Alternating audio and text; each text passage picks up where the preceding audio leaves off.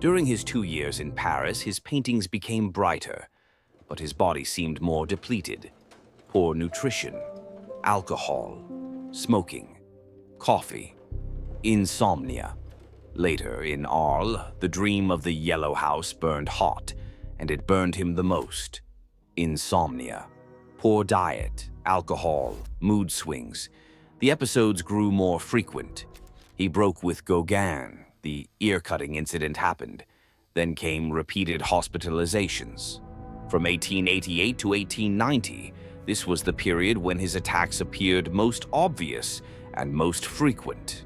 At the asylum in Saint-Rémy, the pattern looked like attack, remission, attack again.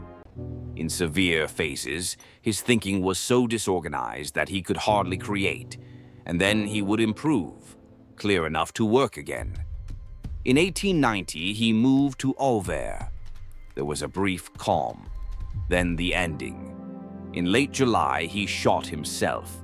A few days later, he died at 37. If you read Van Gogh only through the lens of psychiatric illness, you can certainly see mood instability, self-harm, despair, agitation, sometimes delusions or hallucinations. But his story also contains something that's easy to overlook. The physical fragments, GI problems, abdominal pain, constipation, irregular eating, malnutrition, insomnia, a disrupted circadian rhythm, migraines, vertigo, sensitivity to light and sound, alcohol use, and possibly infection and recurrent fevers. When you lay those pieces out, you can see a dangerous loop. The more anxious he felt, the less he slept. The less he slept, the more he relied on coffee and cigarettes to force himself through the day. The more he pushed, the less he could eat. The less he ate, the weaker he became.